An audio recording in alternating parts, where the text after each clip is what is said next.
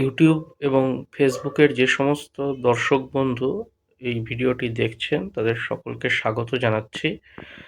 বন্ধুরা, আপনাদের একটা খুব ছোট্ট এবং গুরুত্বপূর্ণ আপডেট দেওয়ার জন্য ভিডিওটি বানাচ্ছি।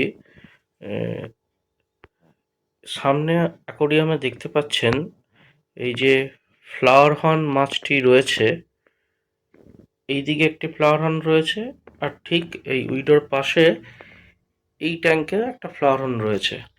তা যেহেতু কিছুদিন যাবৎ বন্ধুরা ঠান্ডাটা কিন্তু আস্তে আস্তে পড়ছে, আমরা নভেম্বর মাসের শেষ দিক মোটামুটি অতিক্রান্ত করছি। আজকে আমি এই ভিডিওটা করছি এখন নভেম্বরের 24 তারিখ।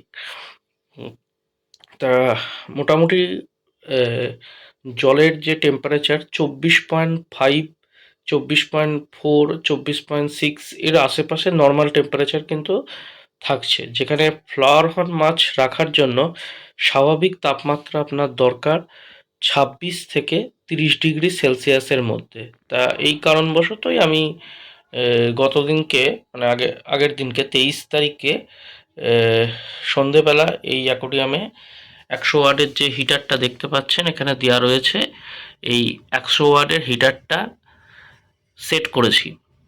এটা এখন চালু অবস্থায় রয়েছে।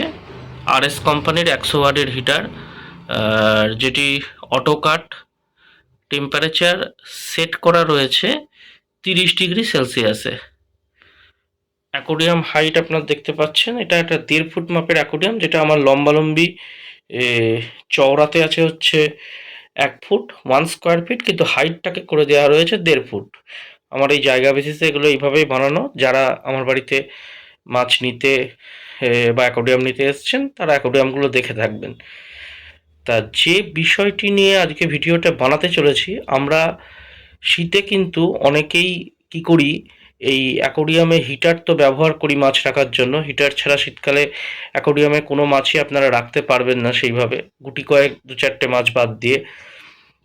কিন্তু হিটার লাগানো সত্ত্বেও আমাদের অনেকেরই কিন্তু অ্যাকোরিয়ামের মধ্যে আমরা দেখেছি মাছ মারা যায়। তা এই মাছ মারা যাওয়ার পেছনে যে কারণটা রয়েছে সেটা কিন্তু আমাদেরই একটা ছোট্ট ভুলের জন্য কিন্তু মাছগুলো মারা যায়। বন্ধুরা, এই যে হিটারগুলো বাজারে পাওয়া যায়, গ্লাস হিটার বলুন, বেশিরভাগ যেগুলো এই গ্লাস হিটারই, মানে কাঁচের হিটার যেগুলো, আর কিছু আছে আপনার স্টিলের হিটারও রয়েছে যেটার দামটা অনেকটাই বেশি। তা বাজারে এই যে হিটারগুলো আপনারা অ্যাকোরিয়ামের পেয়ে থাকেন, এগুলো সবই কিন্তু চায়না কোম্পানি। এর কোনো ওয়ারেন্টি বলে কোনো কিছু হয় না, মানে কোনো ওয়ারেন্টি কিন্তু কোম্পানি কিন্তু দেয় না। এবার আজীবন কাল ধরে এই ধরনের হিটারই ব্যবহার করা হচ্ছে। এবার প্রবলেমটা বন্ধুরা কি হয়, যখন আপনারা এই বাজার থেকে এই হিটারগুলো এনে ব্যবহার করছেন, আপনি হয়তো টেম্পারেচারটা 28-এ বা 30-এ বা 26-এ সেট করে রাখছেন, কিন্তু আপনার অ্যাকোরিয়ামে সেই টেম্পারেচারটা 26 বা 28 বা 30, আপনি যে নির্দিষ্ট টেম্পারেচার সেট করেছেন সেই টেম্পারেচার রয়েছে কিনা সেটা কিন্তু আপনার জানা খুবই দরকার। যদি সেটা না থাকে, নির্দিষ্ট টেম্পারেচার তার বেশি বা কম থাকে, সেক্ষেত্রে কিন্তু মাছ মারা যাওয়ার সম্ভাবনা রয়েছে। বন্ধুরা, এখানে দেখতে পাচ্ছেন হিটারটি অন অবস্থায় রয়েছে। তা আমি আপনাদের আগেও বললাম যে হিটারের টেম্পারেচার আমি সেট করে রেখেছি 30 ডিগ্রিতে।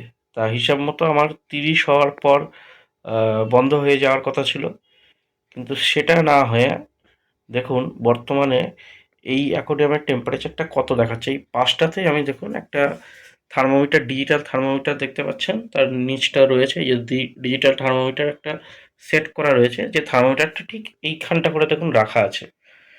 এখন টেম্পারেচারটা দেখাচ্ছে ওই যে পাশে দেখতে পাচ্ছেন আমি দেখাচ্ছি আমার অ্যাকোরিয়ামটা ঠিক এই পাশে, আমি থার্মোমিটারের মাথাটা রেখেছি ডিজিটাল থার্মোমিটার 34.8, যেখানে হিটারের টেম্পারেচার সেট করা আছে 30 ডিগ্রি সেলসিয়াস। দেখুন এখানে দেখাচ্ছে 34.8, যেটা কিন্তু তুলনামূলকভাবে 4 ডিগ্রি কিন্তু বেশি দিচ্ছে। তুলনামূলকভাবে যা তাপমাত্রা দেখতে পাচ্ছেন 34.8, আমি পুরো এটা দেখাচ্ছি যে তাপমাত্রা আমার থাকা দরকার তার থেকেও কিন্তু 4 ডিগ্রি বেশি দেখাচ্ছে। তাই আপনাদের কাছে বলবো, যা আপনারা হিটার কেনার সাথে সাথে অবশ্যই কিন্তু অ্যাকোয়ারিয়ামের জন্য একটি থার্মোমিটার ব্যবহার করবেন, এবং অ্যাকোয়ারিয়ামে কিন্তু থার্মোমিটার কিন্তু সেট করে রাখবেন।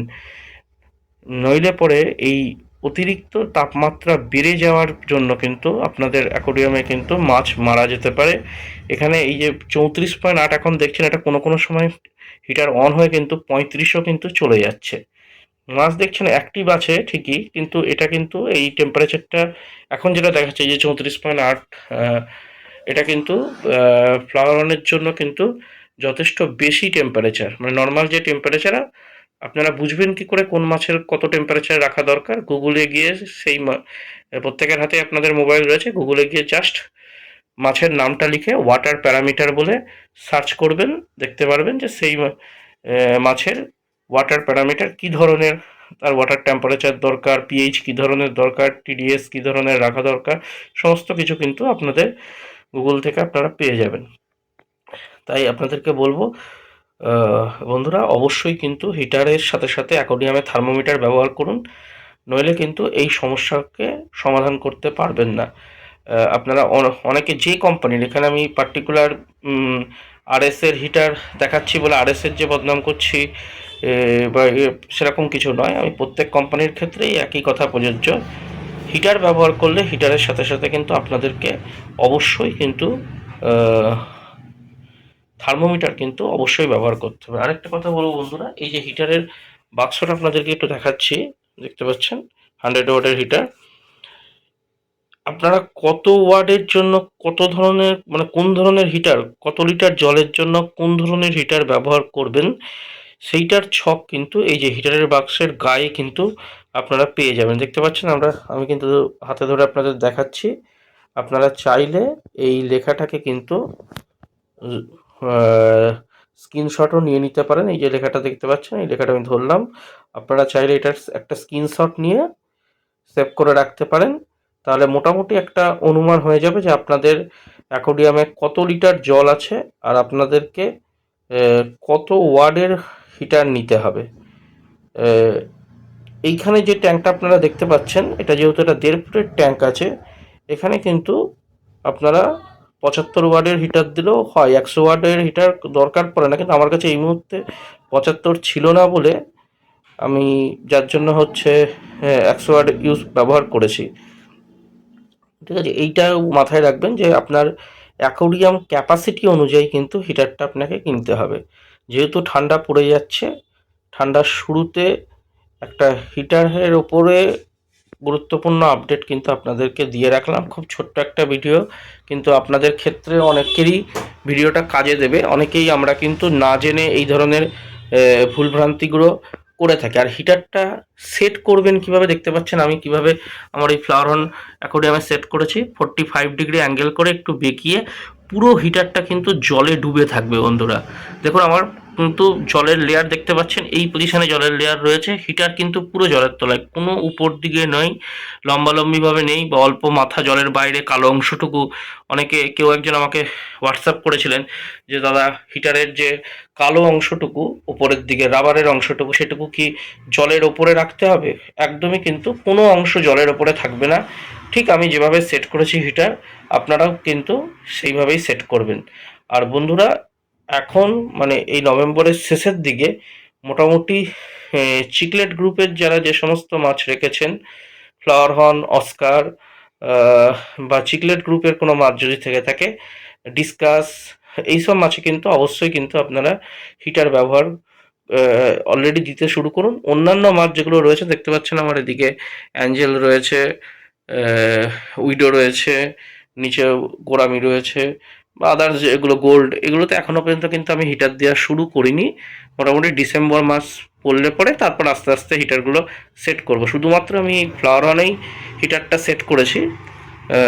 তা আপনাদের সামনে একটু আপডেটটা তুলে রাখলাম। যদি ভিডিওটা আপনাদের উপকারে লেগে থাকে, অবশ্যই কমেন্ট করে জানাবেন।